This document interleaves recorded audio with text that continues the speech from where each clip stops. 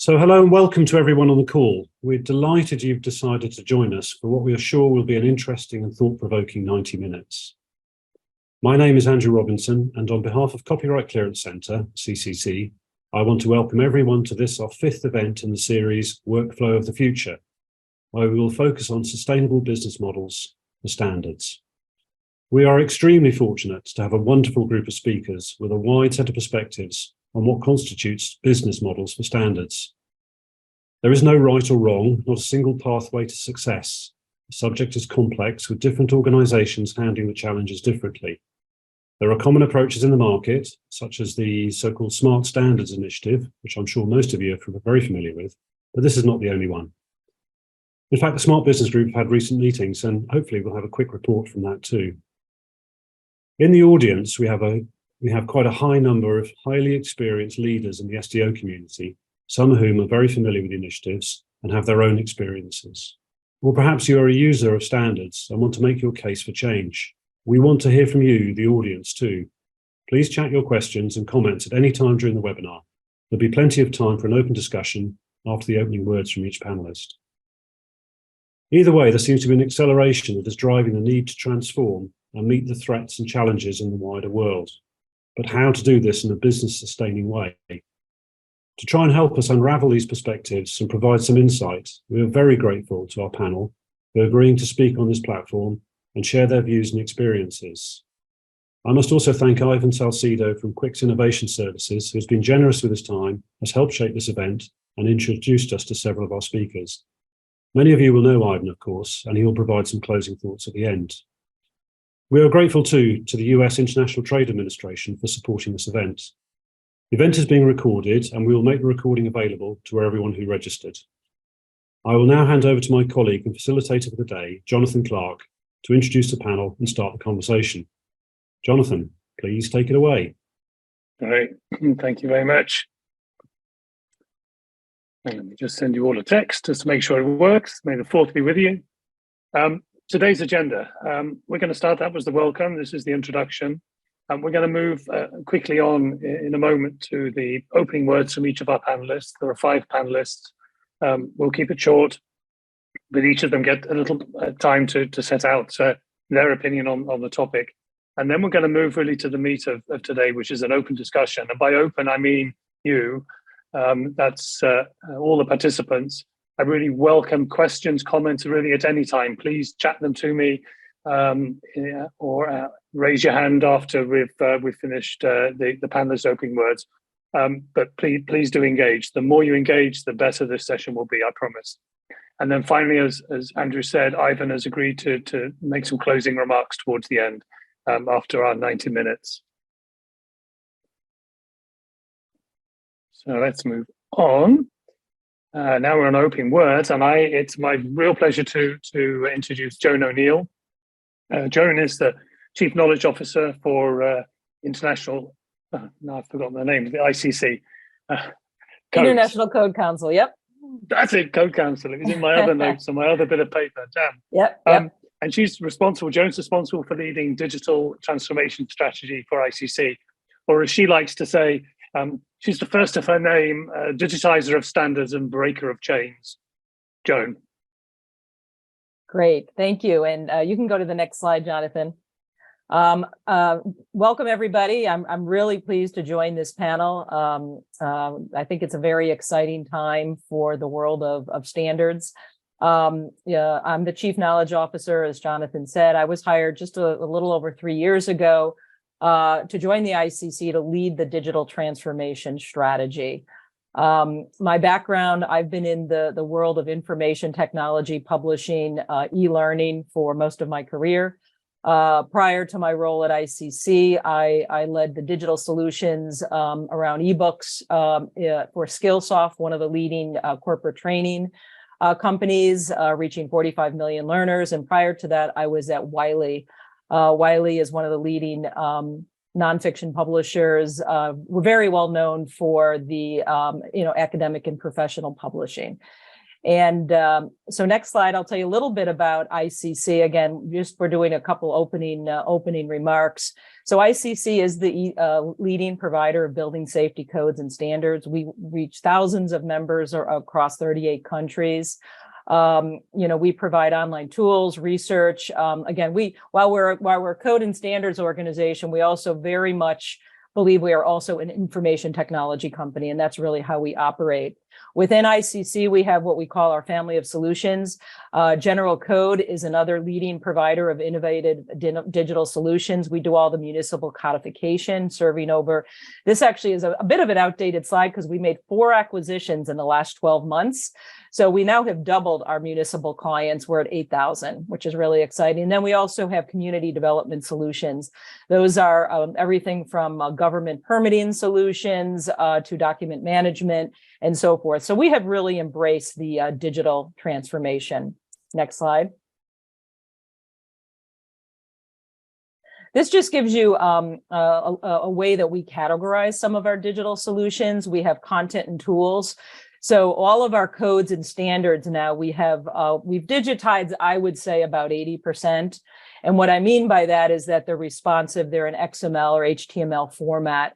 And we now have launched a platform called Digital Codes. And Digital Codes is a basic view where, think of it as a freemium model, where all of our codes and standards reside. And then we have a paid subscription model, which we call Digital Codes Premium. There we have much more content, not only content from ICC, but we license content for many of you and for many in the SDO world, and also from publishers. And then we also have tools and functionality built into that platform. We have an API. We have a product called Eco360, and that is, again, for our municipal content. And then Matlic is a zoning product. We have if you go to the right, we have a number of educational tools. We are a credentialing body, as many of you are. And so we now offer our online exams through a product called Pronto. We have online training, and we have structural engineering through our Gauche partnership. And then we have several cloud-based solutions. Again, that's in that community development services solution group, online permitting tools with Municity, and document and content management through a Laserfiche application. Next slide. Most relevant for all of you is what I called our Digital Codes platform. And this is probably our fastest growing digital product. When I was brought in 3 years ago, again, this is what I focused my attention on most. We rebranded it, we organized, we built a lot of investments into the tool. We digitized the content as quickly as possible. So we've made very big investments into this platform. And we've had a very positive response. So we'll talk more about this as we go along, but happy to share more about this one-on-one or at a later time. But again, to me, the success we've had and the reception we've had speaks to our members, our users, our customers, how ready they are to embrace digital, because we can do more. If you think about what a book offers, what a PDF offers, when you have a more digitized, responsive platform, it just gives the user so much more capability. Next slide. These are some of the SDOs that we work with. So as I said, we license the content, and our strategy is our codes and standards reference over 1,500 standards that are outside of the ICC.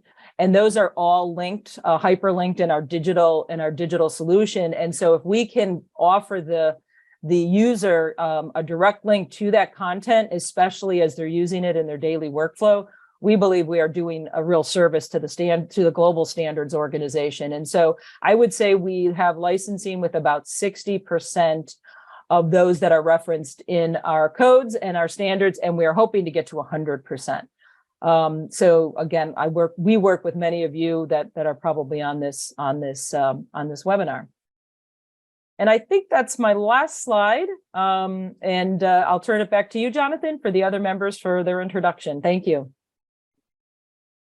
Great, thank you very much. Thanks, John. We had one question coming in, but I think that's going to be relevant for everyone. So I'll leave that, if Bill Rubin doesn't mind, I'll leave that till the end.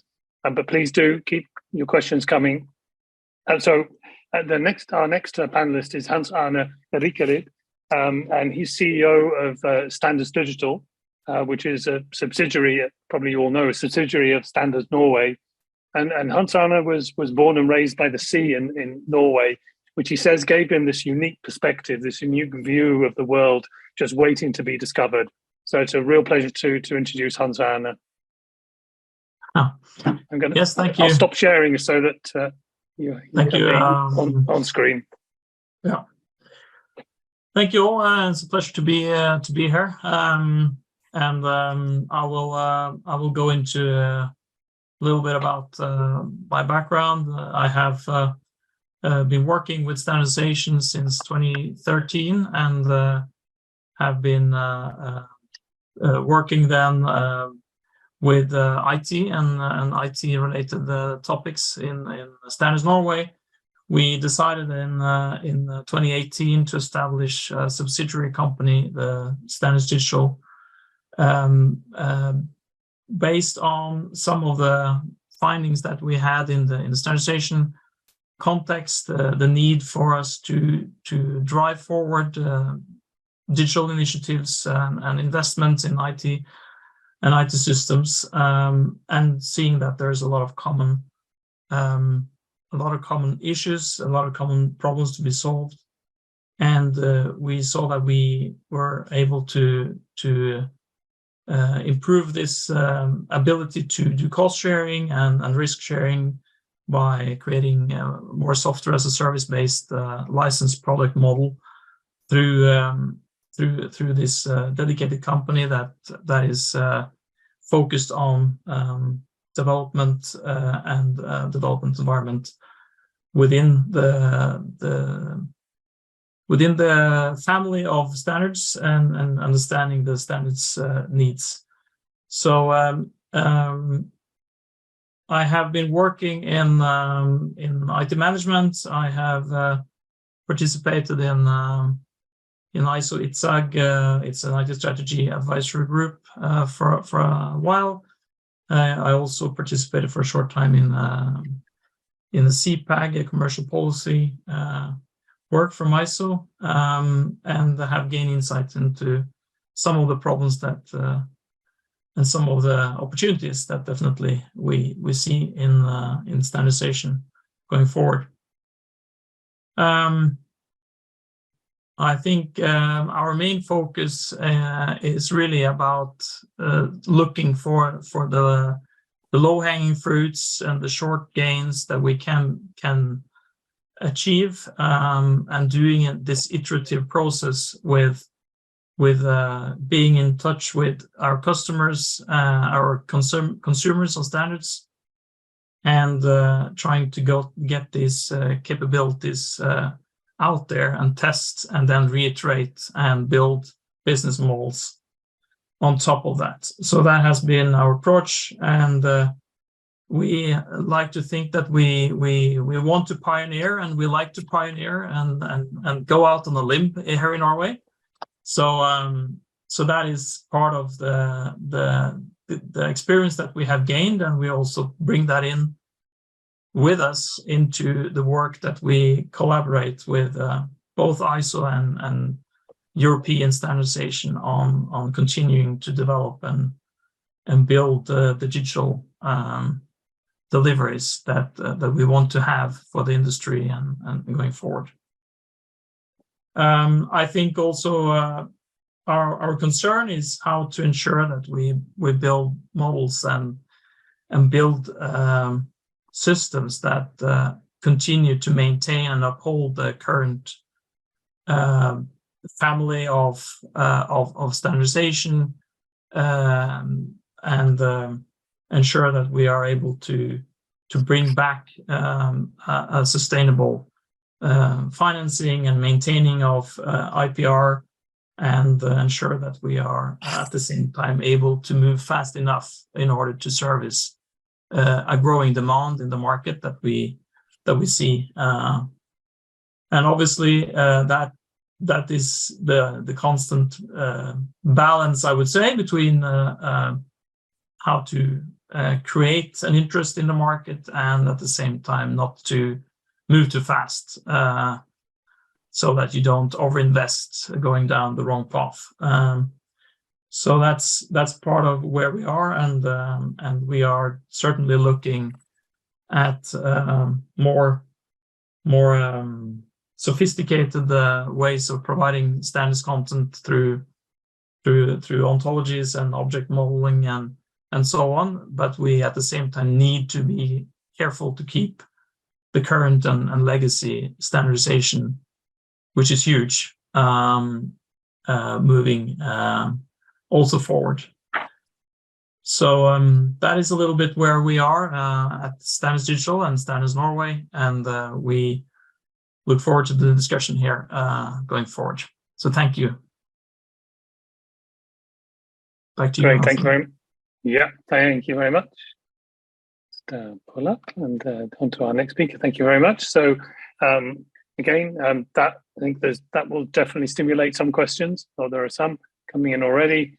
Our next speaker, so the third in our lineup of 5 panelists, is Leslie Mackay, and she's Senior Manager, Digital Information Strategy for SAE International, and she's really a product management professional.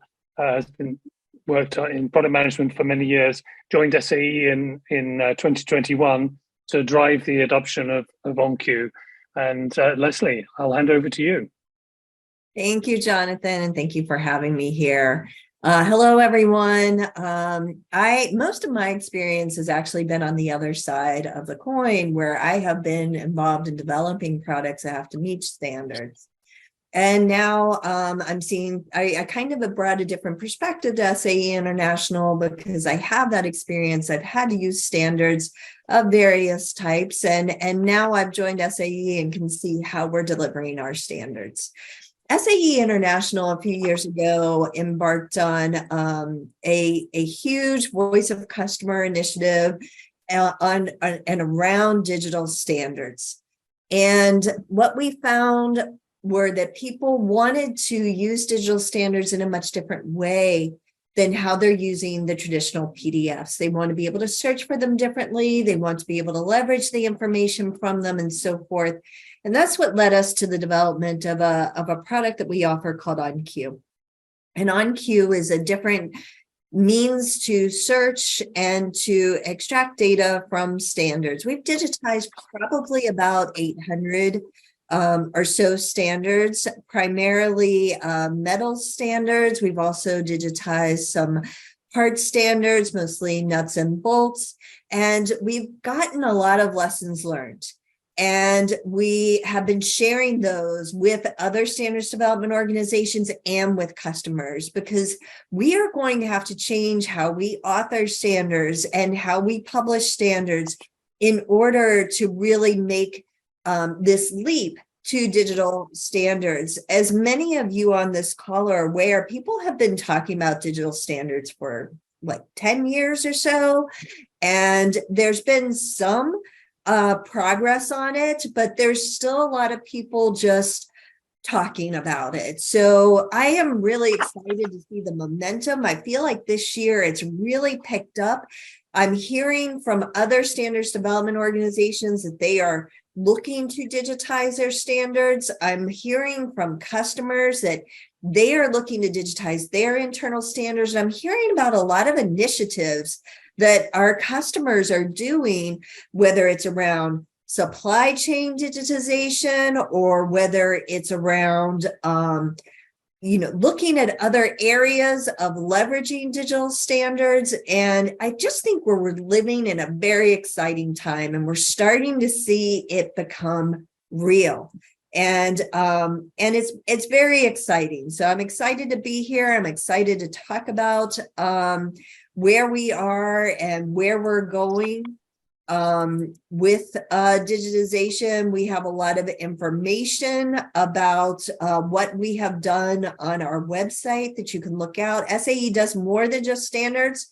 We're also a publisher of journals, edge reports, and various other types of documents, books even. We have professional development, and we're really, I feel like we're at a time where, in one thing that standards development organizations have always done well is bringing people together from different organizations in the industry that may be competitors or may not be working together on a normal basis, bringing them together to work towards a common solution, towards a common standard. And now I feel like in many ways the shoe's on the other foot. Now we all have to work together as standards development organizations to make sure that we are looking at what we need to provide to customers when it comes to digital standards, because they cannot be different solutions from all these different organizations. We have to be in lockstep if it's really going to be successful. So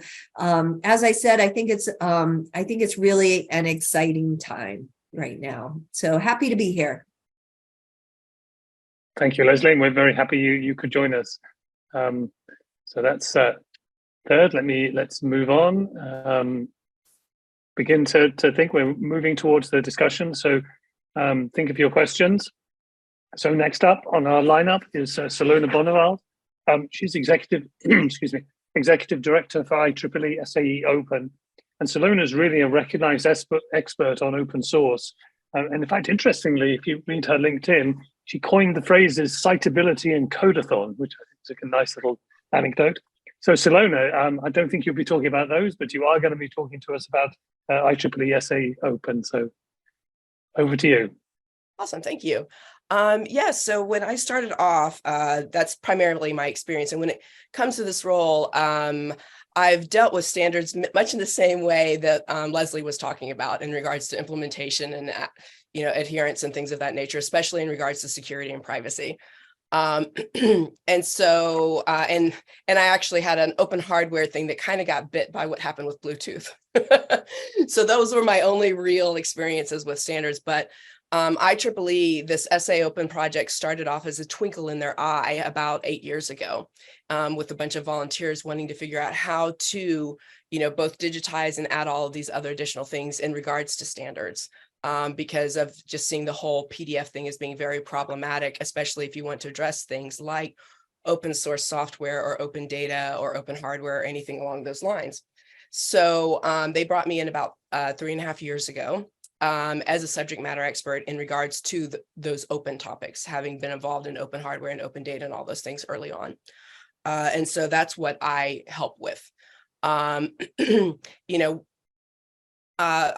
lot of people giving intros. I feel like most of y'all probably know who the IEEE is, so I won't go into that. But what SAE Open is, SAE is of course standards, which y'all are also familiar with, but Open is the platform on which we are supporting our volunteers in regards to that. And this was very much so constructed by the volunteers. And so for many of the different things, I'm helping implement the vision that comes from them. And I obviously have opinions sometimes, but in the end, what happens is what the volunteers decide on happening via, consensus-based modeling. So just like we do our standards. So there's a lot of process that gets involved in regards to doing that. And sometimes it can take a little bit of time. But so when I sit there and talk about things sometimes that I see happening, those are more my opinions. They're not necessarily things that IEEE has decided is happening. But that's like a predecessor I wanted to put on that, because we're going to talk about revenue streams, and we're doing a lot. We have a lot of spinning plates right now in regards to that. So when we talk about that, I'll be talking about some of those spinning plates. Thank you. Unmute myself. Thank you very much. So we're on to our final panelist, Simon Powell. And I think I'll just move straight along and say that Simon is Director of Product for the Knowledge Stream at BSI, which of course is the UK standards body. And he runs their suite of products in the digital space. So I think I'll just hand straight over to you, Simon, and then we can get on with the discussion. Simon. Thanks, Jonathan. I see a lot of familiar names in the attendee list here, so I should be obviously saying things that some of you are very familiar with. In terms of what I do, Jonathan, as you said, I look after the product range that BSI distribute. BSI is the national standards body for the UK, but also you know, we as the national standards body, we're part of a much bigger group that covers a load of other activities that we provide. And so this sort of digital journey is very interesting for us as the information provider part of BSI, but also in terms of the impact of what this digitization might mean for our wider activity. So we might go near some of that later in the discussion. I've been working in sort of digital publishing for, today made me think about when that was, and it's at least 25 years, which is a bit worrying. Back in the days of books on screen, as we used to call it, and basic HTML conversions. So it's been quite a long journey. And the interesting thing for me, talking today about standards, is what the added complexities are in our standards ecosystem and in our standards universe that make that digital transformation and the move to those business models probably even more challenging than it would be in sort of what you might call normal publishing. So I'm sure we'll touch on some of those areas. What digital means for us and BSI in the knowledge stream is we have a bunch of existing digital solutions and have had for 10 or 15 years, but they tend to be document driven still. They tend to be still completely dependent on PDFs, bar a couple of exceptions. But what we're now seeing is that shift of expectation, particularly with some of our larger customers. And there's, as I said, there's many people on this call who we are working with together on understanding the range of customer needs that are amplifying over the last few years in terms of demands for a different kind of service from us. And that service is absolutely not document driven. So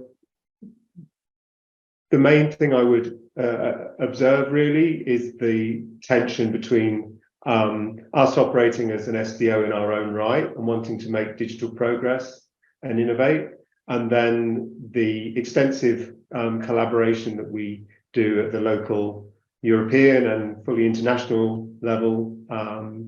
Just this week, I've been in Geneva talking about this very subject for a couple of days. So that complexity really can be a huge help in terms of us making progress as a community, but it also obviously it's then making decisions by collective community. So that doesn't always mean that things move quickly. So I'm really interested to hear today in the conversation people's different views on how we keep up with our customer need. That's all from me, Jonathan. I'll hand back to you. Wonderful. Thank you very much. I'll just keep us on like this. We've got questions in already. Just to sort of, I'm not going to sum up, but the words that struck in my mind as I listened to you were lots about transformation, about pioneering, different. I think almost all of you mentioned something different. And so Anna said what's the right speed of change? Do we go too fast, too slow? Balancing that seems to be a challenge. Working together as standards development organizations, the shift in expectations that Simon just mentioned, the open source piece coming in. So I think there's a lot there. And we've had some questions on the chat, but I think I'll start actually with Bill Rubin's question, which I'll ask to each of you, I think. He says, do you distribute your standards in XML format to customers, possibly via a premium subscription model? And I'd like to add to that, what are the challenges that you've had in each of your organizations around delivering in XML, or what are the opportunities you see that delivering in that way can offer? And I don't know who'd like to go first. Should we mix it up and go with Hunter Anna first? Sure.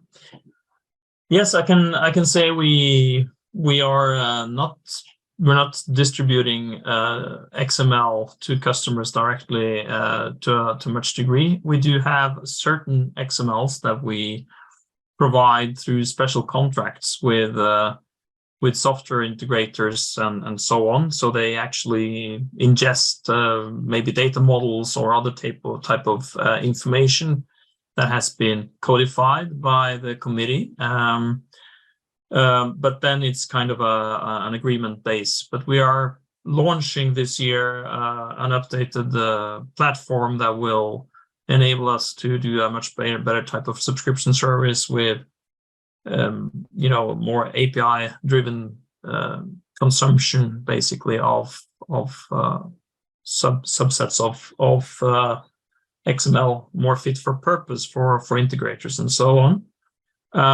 But definitely we are looking at or we're using more interactive HTML reading experience from directly from the XML, so that you can more easily handle the search and filtering of information more fit for your specific purpose. So improved reading experience basically comes as a consequence of the way we utilize the XML format. But I think, yes, otherwise it's really a balance between, as I talked about a little bit before, to what extent is the full catalog that we provide to our interested market at the level of XML granularity and capability currently,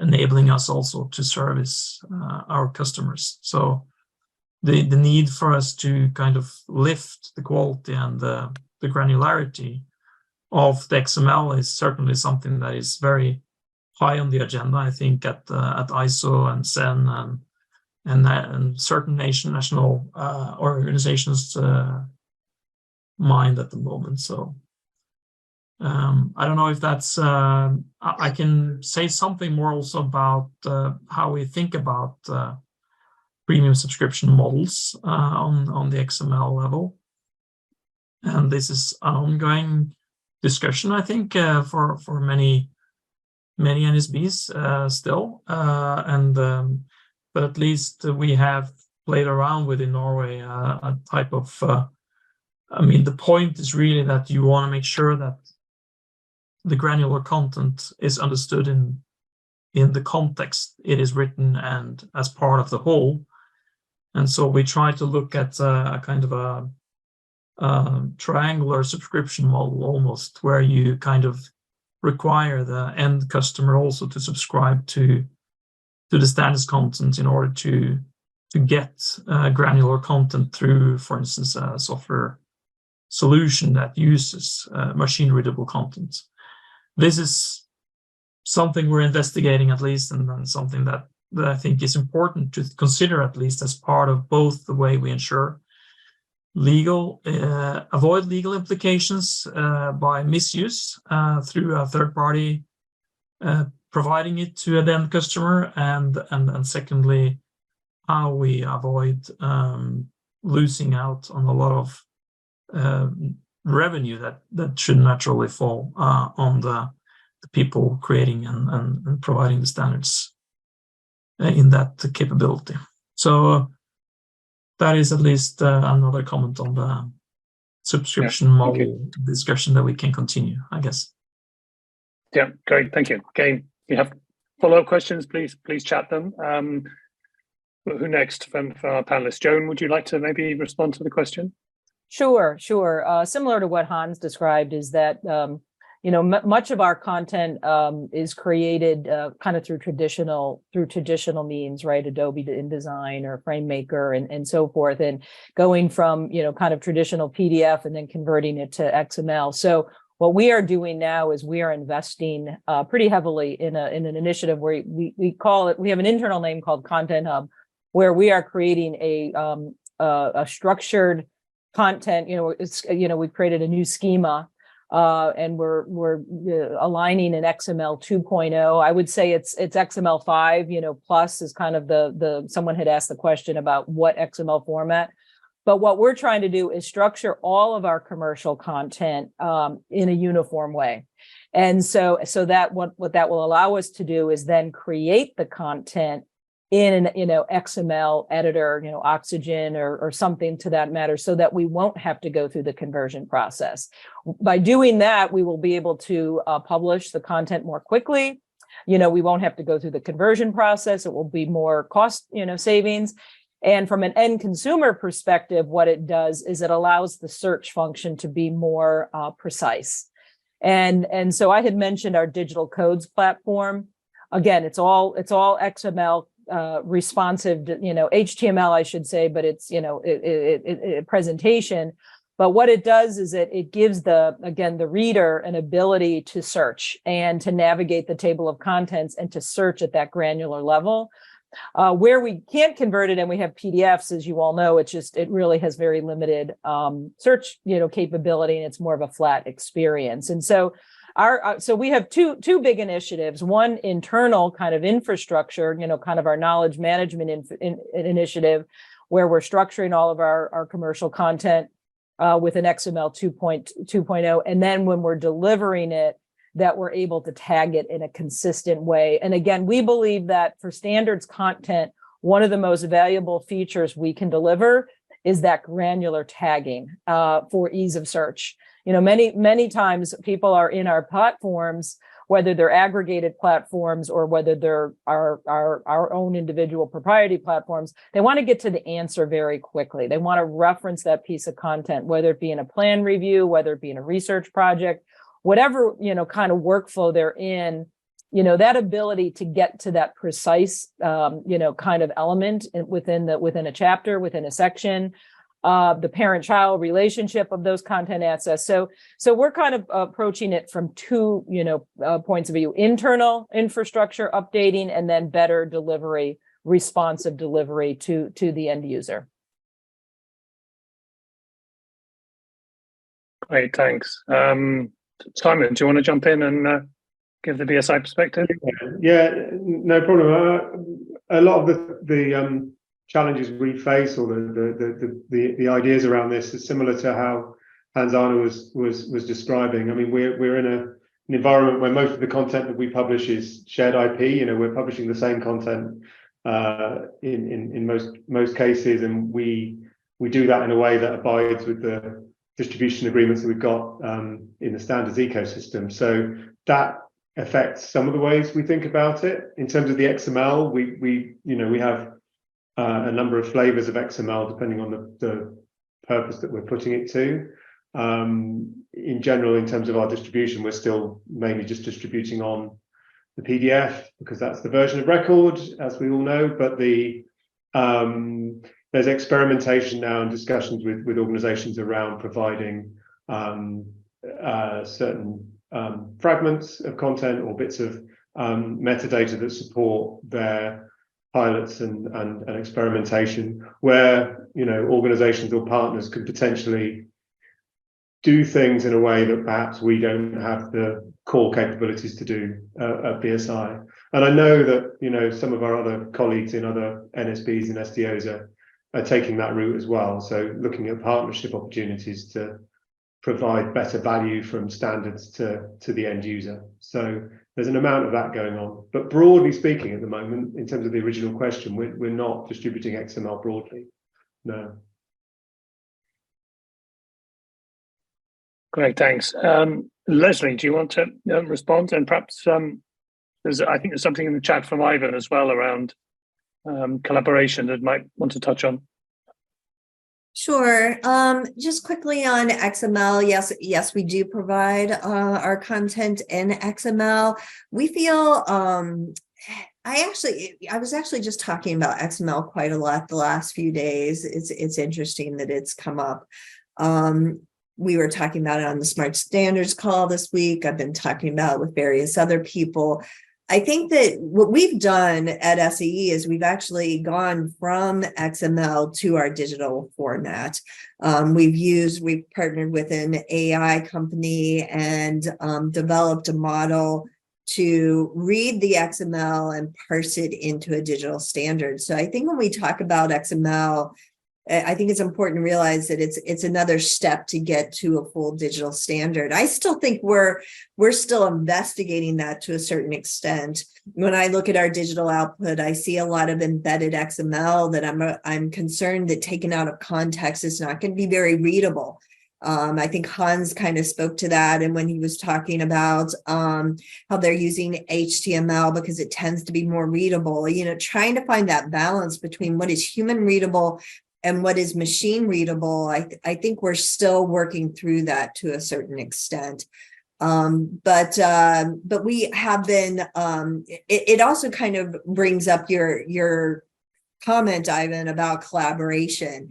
I've actually been pulling in other standards development organizations to talk about this and to talk about how I believe that the output of digital standards needs to be as interoperable as possible. We're going to have to communicate with requirements tracking systems, potentially with model-based systems engineering systems, with other types of systems that can be used to test and to validate, and compliance, and procurement and manufacturing systems.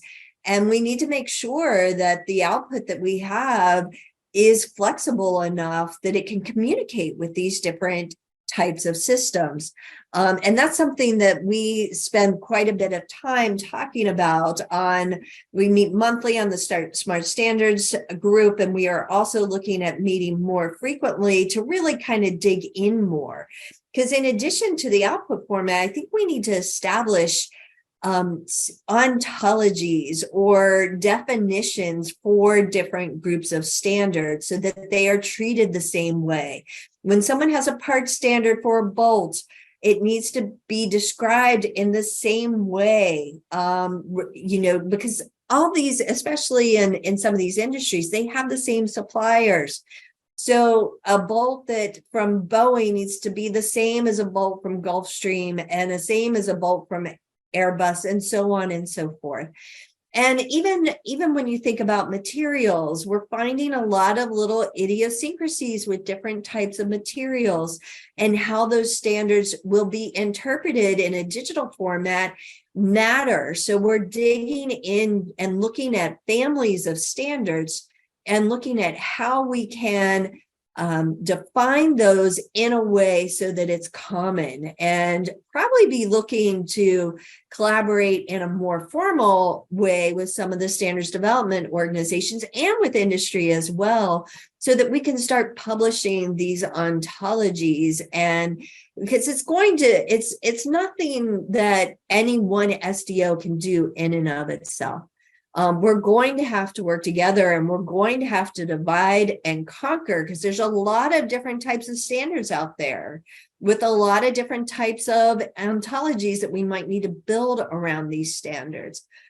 So that's where SAE is coming from, and how we kind of approach the XML and the digitization of standards. Great, thank you. Thank you very much. Salona, I was intrigued by, well, first of all, maybe a comment on the XML, but I was really intrigued by Ivan's comment on yourself as a disruptor in this, and how you view that. Yes, so that's definitely, Ivan's like telling secrets out of turn here, all right? And that he knows I'm a disruptor, and he knows I get in trouble all of the time. That's why I start things off with the preface that I do. So on the XML stuff, by the way, that's one of the things as to why we went over and created our own GitLab CE instantiation of a platform, because we didn't want to be beholden to GitHub. And we do have several different standards who are working that out right now in regards to putting that into that type of format where things can be interchangeable. They can do that. We've also added a bunch of features to help support some of those other different pieces and different standards for the groups who do decide that they want to use the tool.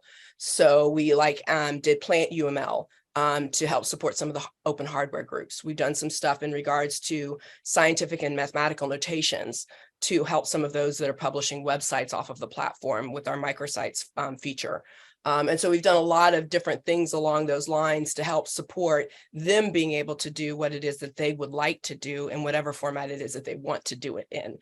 So it's kind of a little bit more, I feel like we kind of jumped into this meta level in regards to how we're trying to handle a lot of that.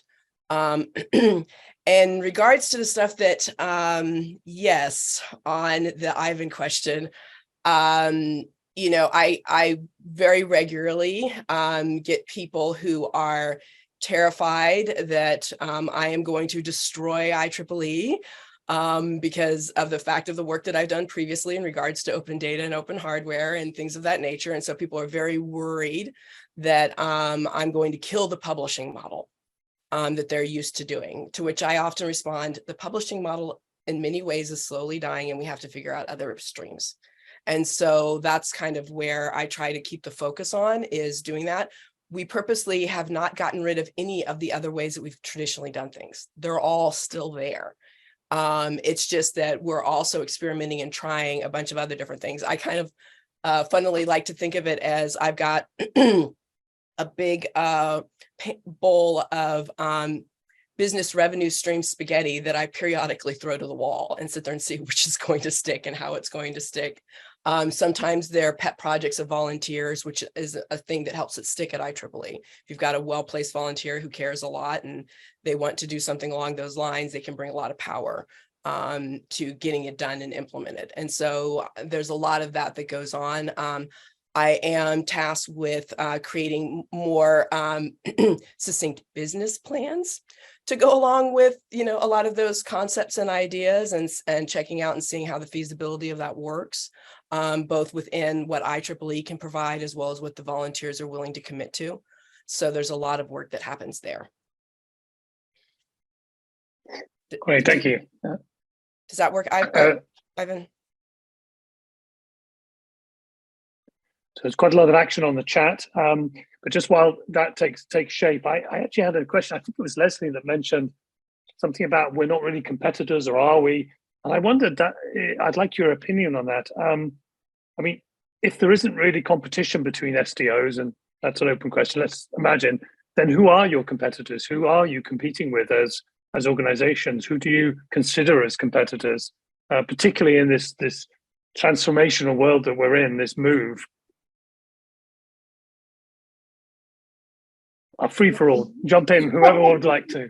So for us, since we're open sourcing everything, we're really hoping that a lot of groups can come in and participate and work with us on it. In fact, that's how I ended up meeting Ivan early on, is we were talking about, oh, I'm open sourcing this, I'm open sourcing that. I'm hoping that whatever we do with the platform, that people like it and maybe work with us on some of it, because of it being open, you know, we can do that kind of thing. To me, I think the biggest competitor we have is time, because I see a conflict happening right now, especially in open source, over standards and policy and governance and things that are coming into play. And we don't want it to go the wrong way in regards to that. And so time to me is my biggest competitor, not another SSO or SDO. Interesting, thank you. Someone reflect on that? Well, I do agree. So it's just from a slightly different angle for us. There's some bloke that I used to work with at BSI used to say, I think his name was Ivan, that our biggest competition isn't ourselves. It's everyone else. Standards should not be in competition with each other. The biggest risk is obsolescence if we don't move quickly enough in terms of providing the value from standards. We know the value's in there. We know we've got these amazing experts providing their IP into our content, but we then lock it up in the way that we do. So yeah, going back to what Leslie was saying before and the comments in the chat, you know, cracking the nut of really collaborating, really working together, and really funding that in a way that's beneficial for everybody. And those, you know, supporting those organizations that don't have the scale to be involved in the way that they would want to be. You know, I don't say I have the answer, but that is the only way that we're going to survive, really, I think, in the longer term. Yeah, this is Joan. Yeah. Just to add on to what Simon and Leslie and others were saying. I attended the SFAB, the Standards Publishing Advisory Board. It was in Denver. I'm sure many of you were there. And that was definitely a theme. Let's collaborate with one another. Let's not compete. For many reasons. I mentioned that we're trying to bring as many licensing relationships into our kind of ecosystem.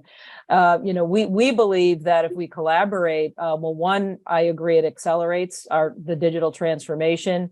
I think we add value to each other's content. We all know there's piracy, there's theft. There's several lawsuits out there that we're all aware of.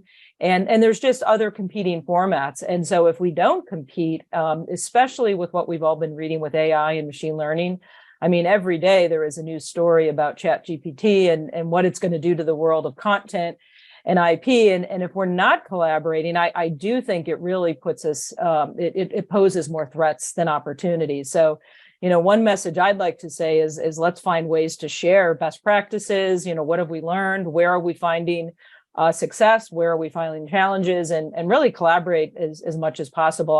I think we will all get to a better place sooner, and minimize or at least mitigate some of those threats that are before us.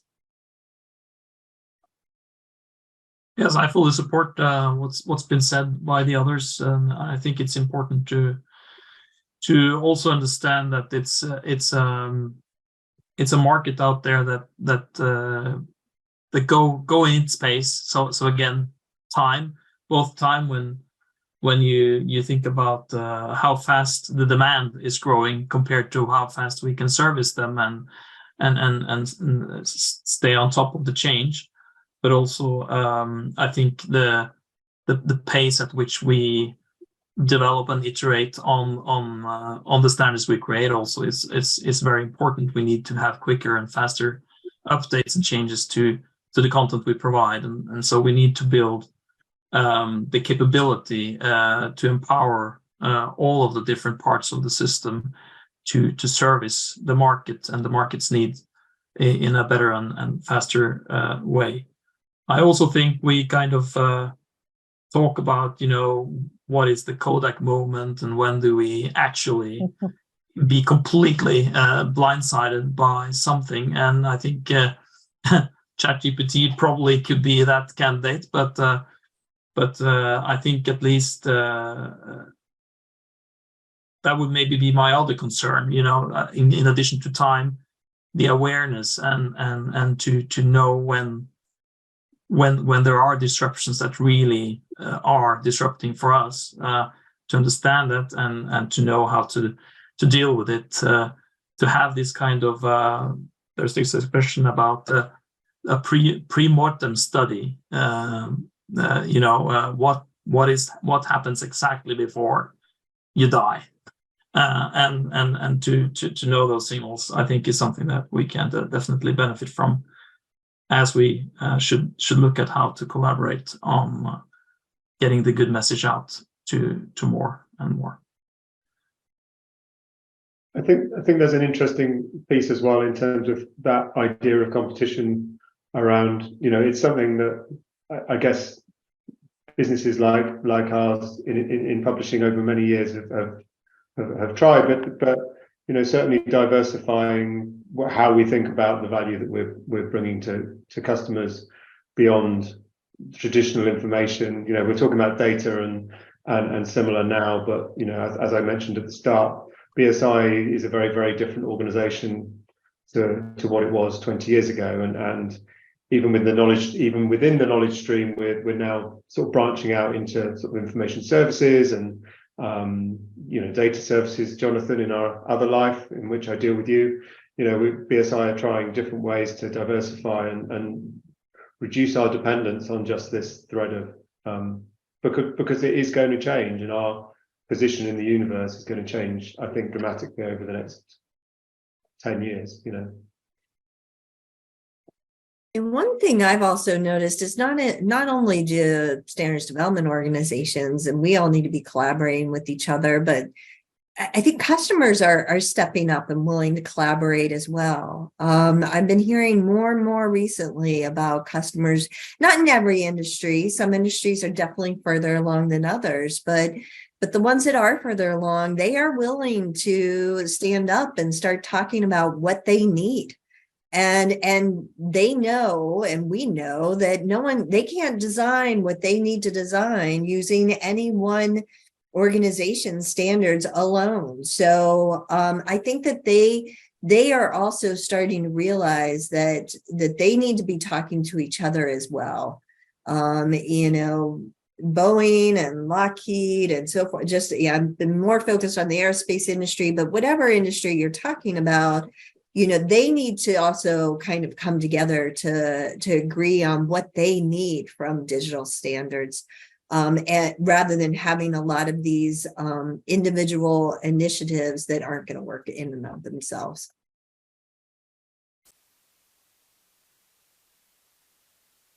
One of the questions that I really don't know, because I don't know the world very well, but what's the role of ISO in all of this? Is there a role? What is the role? Is it sort of does nothing happen until they move, or do all of you, how does that work? How does your relationship with ISO, because of course you've got a lot of standards you license from them. Yeah, tell me more about that. How does that work in this kind of ecosystem, or not work? Well, should I have a go at that, Jonathan? I think it's it's probably one of the questions. BSI is one of the largest members of ISO, so it's that balance between influence and encourage and support what ISO are doing, who are making strides in, shepherding the answers to some of these questions, both with its members, but also across with IEC. So the event we've been at this week has been an excellent illustration of collaboration between ISO and IEC to try and look at some of these questions. But there is the fundamental question of just in terms of scale and the number of organizations that it's trying to support and the differing views of those, that size then impacts velocity, I suppose. So there's no straightforward answer to that, I think, but I think that the awareness and the momentum and the kind of drive is definitely changing, and there's a sense of acceleration, I think, in those organizations as well as in the members. No, I think many are looking at and expecting that ISO moves, and they do move, and we have this NISO SDS XML format, for instance, that has been kind of a facilitator, I would say, for many of the initiatives that we are now going forward, and that was initiated by ISO and kind of helps us give that fixed point to move everything around, right? That's at least part of it, and I think going forward we will probably continue. Just like we do with standardization, there are initiatives on the national level, or there is standards going on at the national level.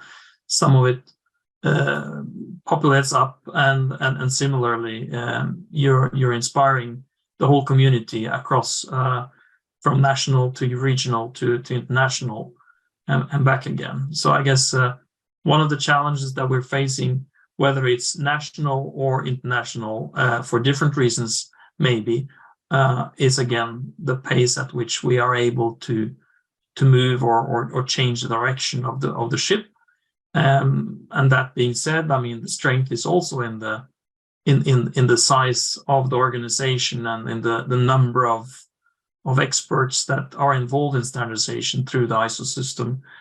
But similarly, we are challenged definitely by always being able to move fast enough and know when we are moving at the right velocity in order not to go completely wrong as well. So that's part of it. But for sure, anyone that comes and asks for something, some new capability, usually want to know, okay, so what's going to happen to the full catalog of ISO standards?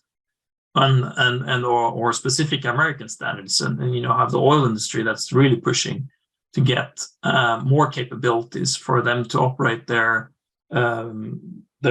provision handling systems, their requirements management systems, and they need certain deliveries from all of these different providers of standards, usually, at least a collection of them. So that is on us a challenge to improve our collaboration and improve our pace in order to service that market, or go Kodak maybe at some point. Okay, thank you. We've mentioned this a bit, and I think we can't avoid it any longer. So tell me about AI and machine learning.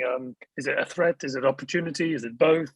How you deal? I mean, we mentioned ChatGPT. It's just one of many. Tell me about your views. What are the kind of discussions that you're having with your colleagues about this? I can speak a little bit about that. I mean, I do think that machine learning will help us in some ways. There's some types of standards that I think will lend themselves very well to being digitized using machine learning models, but there's some that aren't. And we're finding that that in some ways it will be a tool for us. But there's also some risks. You know, as mentioned previously, you know, the risks of ChatGPT being able to scan and pull our content, and the risks to IP and so forth. So I think that I think many people are looking at some of the advancements that have happened recently with machine learning as kind of, there's good things and there's bad things about it, and it will depend on how it's used. But that's what we're finding. So I'll let other people kind of give their perspective. Yeah, this is Joan. You know, we are currently working on a number of what we're calling kind of proof of concepts in terms of how we would utilize these tools. Yeah, I think the point about, you know, being cautious, but also, you know, trying to do as much investigation as possible. So we have several members from our team that are actually pretty deep into ChatGPT, just in terms of working through, you know, how much of our content has been ingested. When we ask questions, what comes up? And so we're getting quite a bit of feedback. So as I said, what we're doing is I guess we're embracing it from a research kind of an R&D perspective.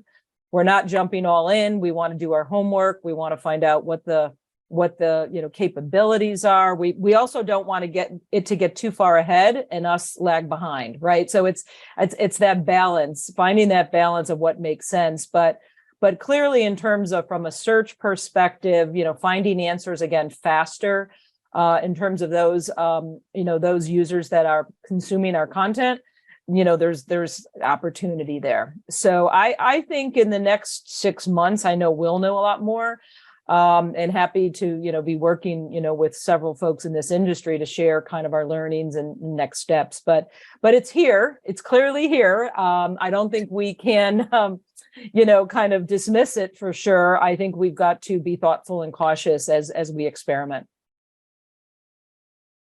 This is Mark Baragry from IEEE. Part of my function is in the standards area, so I have a slightly sort of adjacent experience perhaps. But certainly I've been looking at ChatGPT 3.5 in particular, Turbo, as a tool that answers questions, particularly if there is a large data set that lies beneath it, and that is well structured with good quality metadata and so on. And I'm beginning to see a model emerging where I think the technology will actually do what I've wanted technology to do for at least 20 years, which is to actually answer a question, produce content that addresses the question that the user is looking for, and delivers that as a response, rather than delivering a document. Because I think a lot of what happens at the moment is that you can deliver a document that may or may not have an adequate answer, and then the user is left to interrogate that document and find whether or not it meets their needs. What I see with Chat GPT and perhaps the other tools as well is that they seem to be able to extract relevant answers to questions from larger content sets. Where this takes standards, I'm not sure. I think quite often our end users are looking for answers to questions, but there's also other use cases that they have. So I think chat tools may help. And I think it's up to us to work out the best way to implement those tools to meet those end user needs. But I'll get off my soapbox at that point.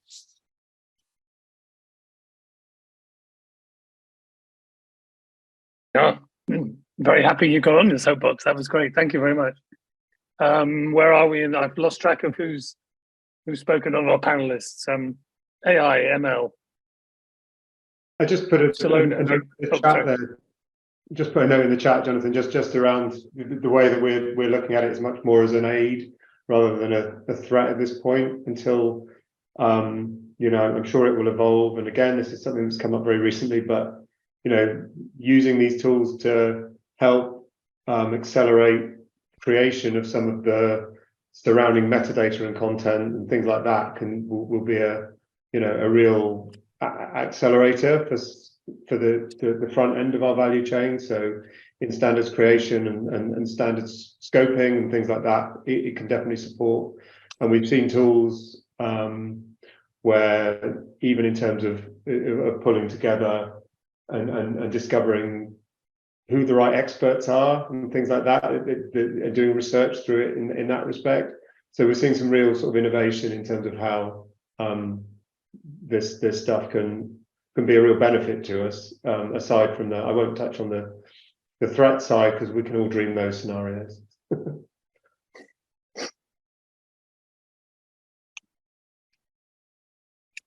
Okay, thanks. Any other comments to that? I think we're going to move to our last question and then leave time for Ivan to close.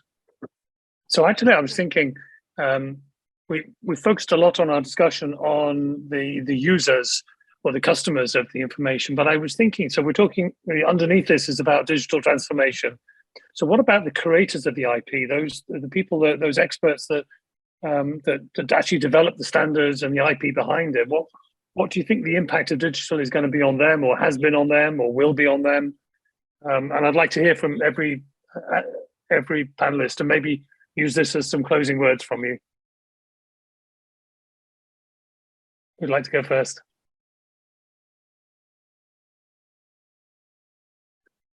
I'll jump in, Jonathan. I just think it will, you know, it's going to make participation hopefully more open. It's going to enable people to contribute in different ways. Certainly a thread of our own digital transformation is to find ways to engage the users of standards in the making of standards in a more meaningful way. So by opening channels at the time of use, we can start to get some feedback there. But also, obviously, if you're mixing up your engagement through more sort of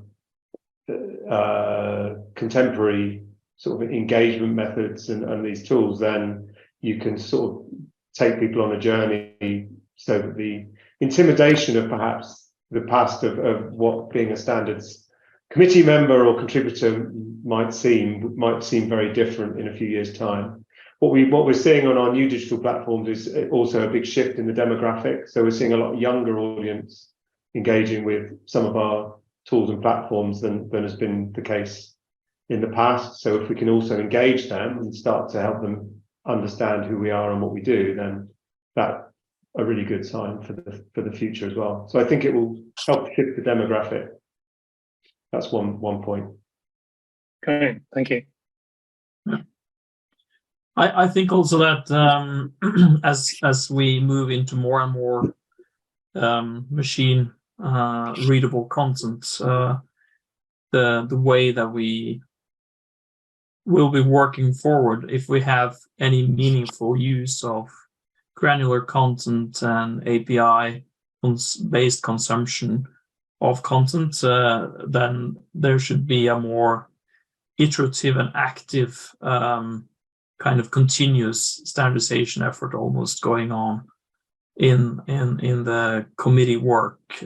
So more in line with the continuous development and in more immediate responses, direct feedback from end users and consumers on input to revision and iterative development, and fragments maybe and portions of standards being released and updated independent of the whole context being updated in one go.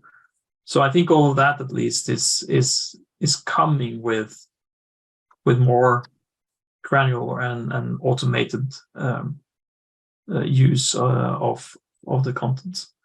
And I think also there's going to be like I mean, in Norway we still print a few copies, right, of paper. So that's the other thing. There's still some people that want paper. It's not a lot because we try to be conscious about paper and whatever. But then there's the whole group that thinks still PDF is a really good idea and a really good way of getting the content of the standard. But I think that is the symptom that we're going to see, for some time onward still. Some people are used to using or to working with the standards that way, or providing the standards in that certain way.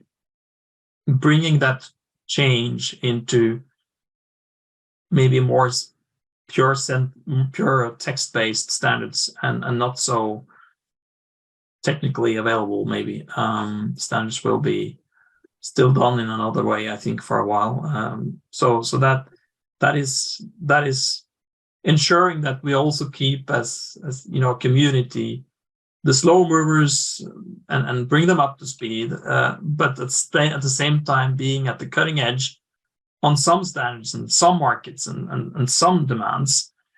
That is part of the challenge that I think we will have for some time. Great, thank you. And I think for our stakeholders, we talked about the committees, at ICC, many of our standards and our codes are developed through committee consensus, government voting.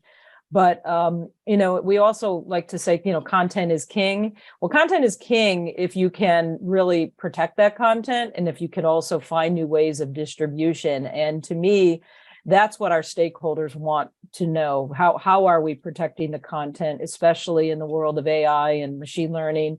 How are we making it more available, finding wider reach? I think with digital, you can, expand globally into new channels. And so that's where, to me, digital really gives us that advantage. And so to me, it's making sure that all the key stakeholders understand why we're doing it. We're not just doing it for the sake of, creating a new format. We really think the experience will be improved. The IP will remain protected. In fact, in many ways enhanced. We can search and again, the functionality around the standards and the content is just more accessible and more sustainable models. Just to kind of loop it back to the theme of this panel discussion is really sustainable, models. Doesn't mean print isn't sustainable, as Hans said. We actually still have quite a few print users and PDF users. But what we're trying to do is model the way to digital, and again, why we believe it's important. And so having all of those, reasons very clear in our strategy is very important. So I think it comes back to, the why we're doing this, how it aligns with your strategy, and ultimately how we're protecting the validity of the standards and the content that is created in these standards. Great, thanks. Okay, Leslie and Silona, and then we move to Ivan. So I really think that when you think about a digital standard, you need to start thinking about it as a bunch of discrete pieces of information So many people are used to the PDF and understanding the entire context of the PDF. And now you need to think a single requirement could be extracted out on its own. A single data table could be extracted out on its own. So I really feel that we're going to have to change how standards are written and evolve, regardless of whether you're writing them to create a digital format from the authoring tool or you're using some ML model to convert them. It's still going to change things. Something as basic as sentence structure can now matter. When you think about pulling out a requirement, does a requirement stand on its own now? Can you understand the entire requirement from that? Or are you relying on the title of the section above it or something else that that's needed to understand the context of that requirement?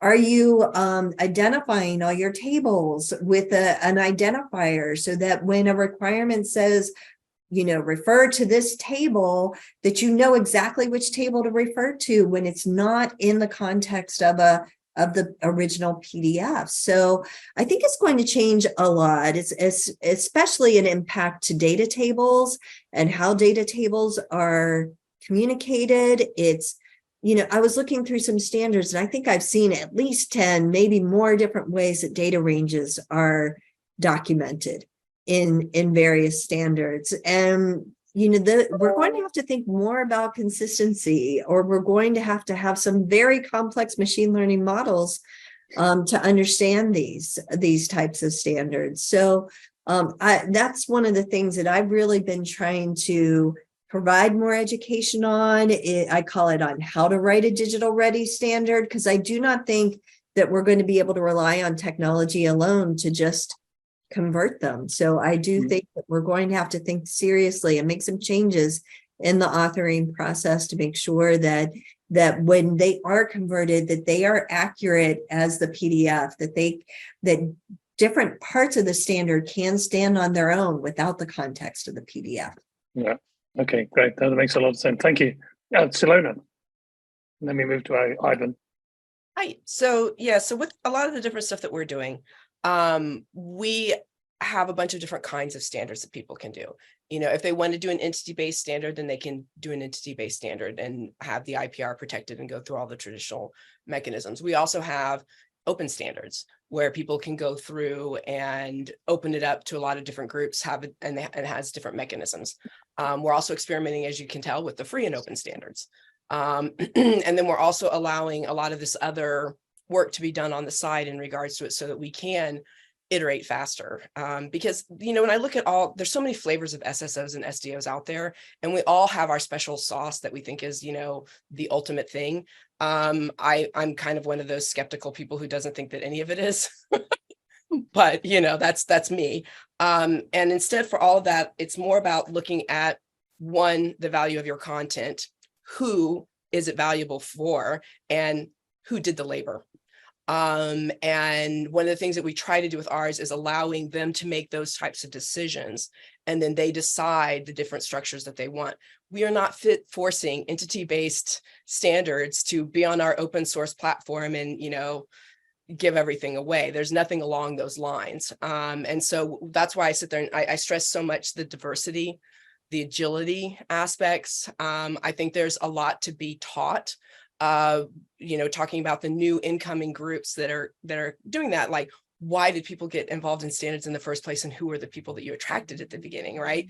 And who's being attracted now? We're finding a lot more digital natives and less attorneys, you know, wanting to be there, wanting to be involved, and wanting to bring their own tools, right? So they're going, I don't understand why I have to do things through a form system or Word docs or PDFs or any of that. They aren't going to do it. To be blunt, you know, try to get a 30-something or less than 30-something involved in standards and see what happens. It's not going to be pretty. I can tell you that right now. And so we're working a lot on that cultural shift at IEEE, because, you know, we are a membership-based organization. We get most of our members out of university. How do we make sure that we're there and we're ready for them and we're doing the things that they want to do and participate? And, you know, I gave a funny talk at at this one open source conference, and I made jokes about standards, using the XKCD comic. And I got, and that got a ton of people to come to the booth to engage with me. I'm like, you're going to have to do this. This is how policy is made. If we don't get in front of technology and start creating standards before they create policy, it's bad. And they got that and they understood it. But like trying to figure out and understand and work with the standardization process is difficult. So, that's Right. what we look towards. And with the IPR decision, we let them make that IPR decision. If you do have something that you feel like you protect, okay. But a lot of the young people, they don't care. Great. That's a really, really nice moment to end on that. And sorry to cut you off, but I need to give Ivan a chance just to say some closing words, and then we'll close at the end of the hour. So Ivan, over to you. Thank you very much, Simone. Thank you all to the panelists and to everyone who asked questions. Ivan. Thank you, Jonathan, and thank you, Andrew and CCC, for inviting me to help you with this meeting. And I'd like to thank the panelists for their contributions so far. And in particular, Salona's last point, because what really struck me when I was helping to assemble this group of people was, to me, you are all SDOs doing really interesting and, dare I say, innovative things. And but if I were to try and plot you all on a map, we would all actually be kind of waving at each other from quite different places. And so we have this ongoing tension between kind of the need for, or perceived need for, homogeneity and things to look and behave. And, are all standards the same? Absolutely not. Are all organizations the same? Absolutely not. And so what Salona was saying there about kind of letting people choose their own path, I think is a really powerful thing that we need to look at more broadly in the SDO world, and looking at things like decentralization, but trying to put instead quality gates that keep the good things about standards while enabling the younger generation, frankly, to make us all obsolete. To just correct something Simon said, I used to say the biggest threat to BSI was obsolescence and people not really caring where they got their trusted information from. But the biggest competition, I think, is non-adoption. So people have choices. And as Salona was saying, kind of, if I can look something up on YouTube now and find an answer, I will take that answer. And that answer will usually be much more helpful to me because I don't have to think, because I'm just watching it. And so kind of going forward, we do have a generational challenge, I think. So Salona was talking again about time. And that's because the consumption methods and the tolerance of people for structures and rules, and perhaps the kind of deference to expertise is changing in kind of over time. And I don't just mean to be a grumpy old man about it. I think it's a good thing in many ways, but I do think that there is an existential threat to how we go about codifying expertise. But on the happier side, I mean, what I found interesting about kind of the sustainable business model approach is that there were actually a number of different ideas and methods being talked about here. Most of them focused on user needs and kind of, the customer drives what you do. But we also talked about feature-driven innovation. We talked about partner-driven innovation, so how to create platforms for other players in our system in a kind of the Amazon Web Services type model. And then also, again, Salona mentioned this passion-driven innovation. And it's not to underestimate the role that individual people play in driving these businesses. Our businesses, it's a relatively small community, lots of us know each other. And what I'm really desperate for is that we don't keep having these conversations year on year on year. It feels like this has been going a while. Because, and again, it was mentioned it was brought up by a member of the audience, but generative AI, I think that we are underhyping the problem here to an extent. I think the tsunami is coming, and pointing at the wave and saying, oh, but it's not right, or it does this thing wrong, or it does this thing, you know, in some way that I currently find undesirable. This is the worst it's ever going to be in terms of technology, and in terms of awareness and features. And the pace of scale, the rate at which it's developing is incredible. I've not known anything like it in the digital world. And I've been working in digital technologies for 25, 30 years. And so I started off very much from a kind of very dystopian viewpoint. This was an existential threat to our jobs and kind of STOs and all this kind of stuff. And now what I'm really keen for as my closing thought is how do we use it as an opportunity? Because we have to surf this wave. We have to find a way for what comes after the next, it's going to be the next year. It's not, you know, we don't have the luxury of the usual standards timeframes and the kind of, you know, let's meet this time next year in some fancy foreign location and have a conference about it. Things are changing on a daily basis. Things like Find, and today, you know, Tool Party released a new product that shows kind of how you link up the knowledge graph with a closed data model, and it does interesting things. Bloomberg are leading the way in terms of financial services, Lexis with their law things. So at some point, standards organizations will have to resolve this tension of kind of open world, closed world, and their relationship with AI. And with that, I think I will hand back to Andrew. Thank you very much, Ivan, for a wonderful summary. And thank you so much to the panel, to Simon Powell, Joan O'Neill, Hans-Arne Reicherlid, Leslie Mackay, Salona Bonenwald, for a wonderful session. Really, truly, thank you very much. Thank you for being so open and engaging.